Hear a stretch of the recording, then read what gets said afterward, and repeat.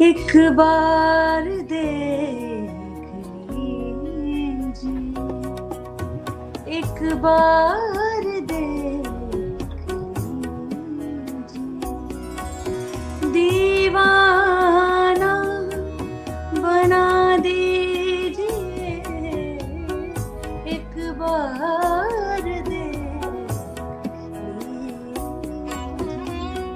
Ma'am आपने कभी सोचा था कि आपका ये गाना लोगों को इतना पसंद आएगा? बिल्कुल भी इस बात का अंदाज़ा नहीं था कि इतना पसंद आएगा। पसंद आएगा ये तो मुझे पता था, क्योंकि मुझे खुद इतना पसंद आया था ये गाना जब मैंने सुना था, और मैं किसी भी तरह से इस गाने को अपने आप से छोड़ना नहीं चाहती थी। मैं चाह रही थी कि ये गाना मेरी ही आवाज़ में लोग सुनें, और ऐसा ही हुआ। अच्छा मैम, जैसे कहा जाता है कि संजय लीला भंसाली सर जो है वो एक परफेक्शनिस्ट हैं, उनके साथ जी। हर कोई काम करना चाहता है, तो जब आपने उनके साथ काम किया, तो आपने उन्हें कैसा पाया? उनके साथ आपका एक्सपीरियंस कैसा रहा और उन्होंने आपको कैसे अप्रोच किया या आपने उन्हें अप्रोच किया, क्या था मतलब? मैं शुरू से अगर शुरू करूँ तो हुआ ये था कि अ हम एक महफ़िल में गाना बजाना हो रहा था। जी, वहाँ मेरे भाई और बाकी और लोग थे, तो भाई ने बस ऐसे एक स्टोरी रिकॉर्ड करके उन्होंने अपने ही इंस्टाग्राम हैंडल पे पोस्ट की होगी। तो उनके जो हमारे जो कॉमन फ्रेंड है, उनके जो फ्रेंड है, वो सर के यहाँ काम करते हैं। तो वो शायद वो ढूँढ ही रहे होंगे इस तरह की आवाज़, जो मैं गज़ल गा रही थी, क्योंकि तो फिर वहाँ से श्रेयस ने फिर भाई से ही नंबर लिया मेरा, और पृथ्वी गंधर्व, जो वो भी काफ़ी अच्छे सिंगर हैं, आर्टिस्ट हैं, बहुत ही कमाल आर्टिस्ट हैं। तो उनके ज़रिए मैं वहाँ तक पहुँच पाई, और उसके बाद फिर वहाँ पहुँचने के बाद फिर सर से एक मुलाकात हुई थी ऑफ़िस में उनसे। वहाँ बातचीत हुई, वहाँ गज़लें सुनाई मैंने, फिर उनको अच्छा लगा, मेरा गाना अच्छा ही लगा होगा, तब उन्होंने मुझे वो एक गाना मेरे सामने दे दिया, और फिर मुझसे गवाया। जी। तो इस तरह से शुरू हुआ सिलसिला। तो मतलब बेसिकली आपका एक्सपीरियंस उनके साथ बहुत अच्छा रहा। हाँ, एक्सपीरियंस की बात अगर करें तो बहुत ज़्यादा अच्छा था, और जितना सुना था उनके बारे में, उससे कई ज़्यादा वो मुझे ऐसा लगा कि वो बहुत ज़्यादा परफेक्शनिस्ट हैं, और वो मतलब मेरे पास शब्द ही नहीं होते उनके लिए तारीफ़ करने के लिए, क्योंकि वो एक कमाल निर्देशक तो हैं ही, लेकिन वो म्यूज़िक कंपोज़र भी उतने ही कमाल हैं। तो बहुत अच्छा लगा उनके साथ काम करके। अच्छा, तो जब उन्होंने आपका सबसे पहले गाना सुना, जी। तो उन्होंने कैसा रिएक्ट किया? उनके उनके मुँह से सबसे पहला ऐसा क्या शब्द था जो उनके मुँह से निकला आपका गाना सुनते ही? उन्होंने मतलब उनके चेहरे पे खुशी थी, वो ज़्यादा तारीफ़ करने वाले इंसान, मतलब खुश हुए वो, उनके चेहरे से लगा था कि अरे वाह! तो बड़े खुश हुए, और कुछ सुनाइए, इसके अलावा आप क्या गा सकती हो, और क्या गा सकती हो? सो ही वाज़ वो वो सुन रहे थे मुझे बहुत गौर से और ध्यान से सुन रहे थे। तो इस तरह का उनका रिएक्शन था, खुश हो रहे थे वो। जी। अच्छा मैम, आपने जो ये गाना गाया है, तो इस गाने को सुर देने में आपको कितना समय लगा? और कभी क्या ऐसा हुआ है कि आपने कोई सुर दिया हो तो संजय लीला सर ने कहा हो कि नहीं, कुछ और भी हो सकता है? हुँ, हुँ। तो ये थोड़ा उन्होंने कॉम्पोज़िशन समझाई, बहुत उनको जो चीज़ उनको चाहिए थी, उन्होंने बताया कि ये यहाँ ऐसे गाओ, ये ऐसा करो। तो उनके दिमाग में तो एक गाना पूरा बना हुआ ही था जो आप सुन रहे हैं, वो जी। उन्होंने वैसे ही मुझे गवाया। लेकिन उसके बाद फिर उन्होंने मुझे ज़रूर आज़ादी दी कि तुम और क्या बेस्ट कर सकते हो, और कुछ गाकर आ जाओ ये। तो बहुत सारी चीज़ें निकल कर आई, और फिर उन्हें जो बेस्ट लगा, वो फिर उन्होंने लिखे। अच्छा, आपने संजय सर से और क्या-क्या सीखा? मैंने उनसे जो ज़िंदगी भर का एक लेसन मैंने सीखा है उनसे, कि आपको रुकना नहीं, आपको मेहनत करते ही जाना है, और ऐसा नहीं है कि आपको वो नहीं होना चाहिए कि हाँ, बहुत अच्छा हो गया ना, यू शुड बी कि और क्या अच्छा हो सकता है। वो एक जिज्ञासा जो है ना, वो बरकरार रखते हैं वो, खुद भी, और अगली मतलब आर्टिस्ट में भी देखते हैं वो। अच्छा, आपके पूरे करियर में अभी तक जी, जी। सबसे अच्छा मोमेंट कौन-सा रहा? आप एक अपना एक्सपीरियंस शेयर करिए। सबसे अच्छा मोमेंट पूरे करियर में तो मेरे ख़्याल से यही रहा है, क्योंकि मैं उनसे मिली हूँ, संजय सर से मिली हूँ, तो यही मेरे लिए सबसे एक यादगार दिन था वो, कि जब मैं उनसे मिली और मेरी उनसे बात हुई। और एक और एक्टर हैं गोविंदा जी हैं, उनसे मुलाकात हुई थी, उनसे भी ऐसे म्यूज़िकल मीटिंग हुई थी, तो उनसे भी मिलकर बड़ा अच्छा लगा था। जितने भी म्यूज़िक के लोग हैं, जो कलाकार हैं, उनसे मिलकर हमेशा अच्छा लगता है। बट संजय सर के साथ गाना हुआ तो वो एक और भी स्पेशल हुआ। अच्छा, जैसे मैं शायद किसी को ही जानती होंगी कि जिसका ये सपना नहीं हो। सबका ये सपना होता है कि मुझे संजय लीला भंसाली सर के साथ काम करना है तो करना ही। जी, जी। मोस्टली लोगों का होता ही है। जी, जी। आपका सपना क्या है? अगर संजय लीला सर हैं तो संजय लीला सर के अलावा और कौन-कौन किसके साथ आप काम करना चाहेंगी?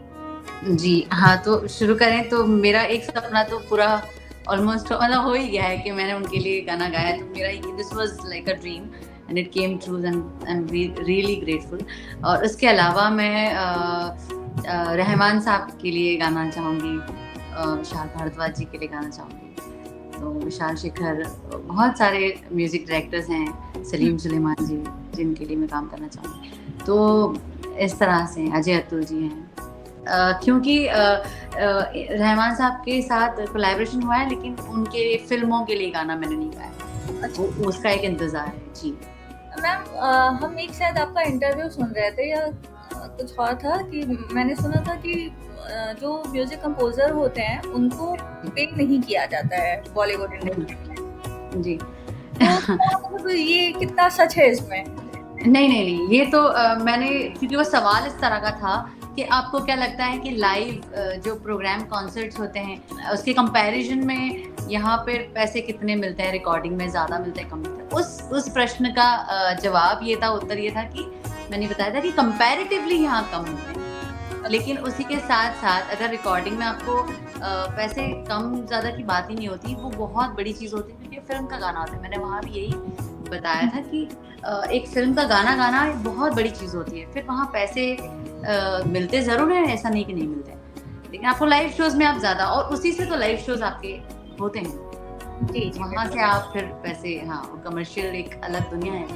बट एक फ़िल्म में गाना वो बहुत अहम है किसी भी आर्टिस्ट। और बाकी आपका जो हीरा मंडी की टीम थी, जी। उनसे इंटरेक्शन हुआ आपका? हीरा मंडी की टीम से इंटरैक्शन म्यूजिकल टीम से ज़रूर हुआ है, बट स्टार कास्ट से इंटरैक्शन, हाँ जी, वैसे हुआ नहीं है, क्योंकि प्रीमियर के वक़्त मैं I was not well and I couldn't attend the premiere, इसीलिए शायद मैं वही वो मिस कर गई, बट आई एम श्योर अभी हम मिलेंगे ही। जी। अच्छा, आपने इतने गाने गाए हैं, उनमें से आपका फेवरेट कौन है? फेवरेट गाना? हाँ। मेरा फेवरेट गाना, अगर मैं ये गाना नहीं भी गाती तो भी एक बार देख लीजिए, ये मेरा फेवरेट गाना होता, कि वो अच्छा, गज़ल है। और और अगर इसके अलावा अगर मुझे पूछा जाए इस पूरे एल्बम में, तो मैं सच बताऊं, पूरा एल्बम मुझे बहुत ज़्यादा पसंद है। बट इनमें से अगर चूज करना हो तो सैया हटो जाओ, जो वो गजगामनी वॉक वाला जो ऑडियो जी, वो मुझे बहुत ज़्यादा पसंद आई है कॉम्पोजिशन। और बरनाली जी जो हमारी ही हैं, बहुत ख़ास है वो, उन्होंने ही गाई है, तो बहुत खूबसूरत गाई है उन्होंने भी, मुझे बहुत पसंद है वो गाना। वो गाना है नजरिया की मारी, मधुबंती जी ने गाई है। तो इस तरह से ये 2-3 ट्रैक्स बहुत ज़्यादा पसंद है। इवन फूल गेंदवाना मारो, मैं बता नहीं सकती, मुझे बहुत सारे गाने बहुत पसंद है। श्रेया जी ने जो गाया है, हाँ जी, सारे गाने। अच्छा, वैसे आप एक गाना तैयार करने में या शो देने में आप गाना लिखती भी हैं? मैं नहीं कहूँगी कि मैं लिखती हूँ, बट मैं कोशिश में हूँ अभी, I am still on that. अच्छा, तो आपको कोई भी गाने को एक सुर देने में, तो उसमें आपको कितना समय लगता है? सुर देने में मतलब गाने में, अगर कोई नया गाना है, मुझे गाना है, हाँ। हाँ जी, ज़्यादा वक्त नहीं लगता, क्योंकि बचपन से इसी दुनिया में है, तो सुनते हैं और 2-4 बार सुनने के बाद हम गा लेते हैं, तो ऐसी कोई बात नहीं। और मैं नहीं, मतलब मेरी तरह और भी सिंगर्स गा ही लेते हैं, तो टाइम नहीं लगता उसको ज़्यादा, क्योंकि ऐसे ही होता है यूजुअली, आपको बुलाया जाता है रिकॉर्डिंग्स पर और आप जाते हो, और गाना दिया जाता है, 10-15 मिनट में आप वो अपने अंदर उतारते हो और फिर आप वो प्रोजेक्ट करते हो। तो पहले के ज़माने में बात अलग होती थी, पहले बहुत रिहर्सल्स होती थी, 8-10 दिन, 15 दिन, 20 दिन रिहर्सल्स होती थी, फिर उसके बाद लाइव रिकॉर्डिंग टेक्स होते थे, तो 10, 15, 20 बार लाइव पूरा शुरू से आखिर तक गाना गाया जाता था, उस तरह से होता था। अब चीज़ें बहुत अलग हैं, अब बहुत लाइव फास्ट है, तो बस आओ, गाना सुनो, गाओ और उसमें आप अपना उतनी ही जल्दी आप अपना 100% दे दो। अच्छा, तो मैं कभी-कभार ऐसा होता होगा ना कि किसी गाने को मतलब सुर देने में थोड़ी मुश्किल आती होगी, या जैसे आपने कहा अभी कि 15 मिनट दिया जाता है या 20 मिनट दिया जाता है। तो कभी ऐसा कुछ हुआ कि आपके सामने कोई मुश्किल आई हो कि नहीं, थोड़ा मुझे डिफ़िकल्टीज़ लग रही है, इसमें हम नहीं कर मतलब थोड़ा कुछ हुआ है ऐसा? नहीं, ऐसा तो नहीं हुआ है, टच वुड, अभी तक तो ऐसा नहीं हुआ कि मुश्किलात आती है। गाना तो गा ही लेते हैं याद करके, बट जो स्केल होता है सबसे इम्पोर्टेंट होता है। स्केल आपके गाने के हिसाब से स्केल होता है जी। और फिर वो ऊंचा हो नीचा हो, फिर वहाँ चीज़ें तकलीफ देती है। बाकी वैसे कोई टेंशन नहीं होती। थैंक यू तो ये मैम, फ्रेम आपने इतना समय दिया। अरे नहीं, बड़ा अच्छा लगा। गाने इसको एंड भी म्यूजिक गाने के साथ करें? हाँ, आप मुझे अपना कोई गाना ही मतलब थोड़ा हम यही अपने इसी ऑडियंस को इसी सुना यही दें। गाना, ये यही एक बार और दें कुछ ना? या कि कोई दूसरा भी आपको जो अच्छा लगता हो वो आप सुनाइए। हाँ जी, हाँ जी। फिर ले आया दिल मजबूर, क्या कीजिए, रास ना आया, रहना दूर, क्या कीजिए, दिल के रहा उसे मुकम्मल कर भी आओ, वो जो अधूरी सी बात बाकी है, वो जो अधूरी सी आस बाकी है, वो जो अधूरी सी बात बाकी है। हाँ।